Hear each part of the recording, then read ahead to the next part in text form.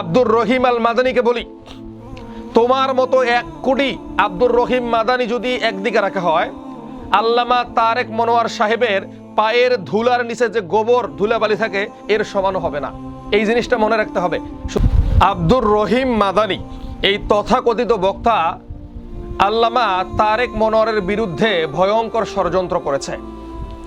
তিনি গতকালকে বললেন 1000 তারেক মনোয়ারকে একদিকে রাখা হলে এক আব্দুল মালেক হাফিজাহুল্লাহর জুতার সমান হবে না। তিনি বলেছেন মুখে লাগাম দিয়ে কথা বলতে।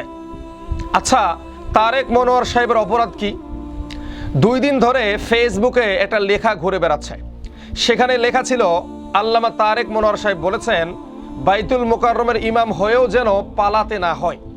আচ্ছা, তারেক মনোয়ার সাহেব এখানে কি কোনো ভুল বলেছেন? এর আগে যিনি বাইতুল মোকাররমের ইমাম ছিলেন তিনি আজকে কোথায়? তিনি তো পালিয়ে গিয়েছেন। তা এখানে তারেক মনোয়ার সাহেবের ভুলটা কোথায়? আর সব থেকে বড় কথা কি জানেন? তারেক মনোয়ার সাহেব গতকালকে ফেসবুক লাইভে এসে বলেছে যে আমার নিজস্ব কোনো ভেরিফাই ফেসবুকে নেই, তিনি কোনো ফেসবুক আইডি চালান না। গতকালকে আমরা যে ভিডিওটা পেয়েছি সেটা অন্য কারো ফেসবুক আইডি থেকে। তাহলে এই যে তথাকথিত আব্দুর রহিম মাদানী তাকে নিয়ে এই ভয়ঙ্কর মিথ্যা কথা বলল, এই ব্যক্তির এখন কি হবে? এই যে ব্যক্তিকে দেখতে পাচ্ছেন, তার কাজই হচ্ছে আলেম ওলামাদের সমালোচনা করে মিডিয়ার মধ্যে সামনের কাতারে থাকা। যখনই দেখবেন বাংলাদেশে কোনো ভাইরাল ঘটনা ঘটবে সবার আগে সে মুখ খুলবে। বাংলাদেশে এত মানুষ মারা যাচ্ছে এটা নিয়ে তার কোনো টেনশন নেই। এই যে ছোট্ট ছোট্ট মেয়েদেরকে ধর্ষণ করা হচ্ছে তার কোনো টেনশন নাই। কিন্তু যদি কোনো আলেম ওলামার বিরুদ্ধে কেউ দোষারোপ করে এটা নিয়ে সবার আগে সে মুখ খুলবে। তো বাংলাদেশের সবার কাছে আমি আহ্বান করব, বাংলাদেশের প্রত্যেকটা মানুষের কাছে আমি আহ্বান করব, এই বক্তাকে আপনারা বয়কট করেন, একে দাওয়াত দেওয়া বন্ধ করেন, একে হাদিয়া দেওয়া বন্ধ করেন, এর বক্তব্যগুলো শোনা বন্ধ করে দেন। যারা একে ফলো দিয়েছিলেন ফলোগুলো উঠিয়ে নেন, দেখবেন খুব তাড়াতাড়ি সে সোজা হয়ে গেছে।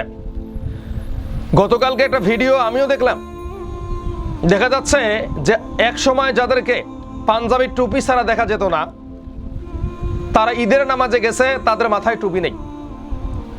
অথচ নির্বাচনের সময় যখন ঘুমাতে যায় তখনও টুপি, যখন বাথরুমে যায় তখনও টুপি।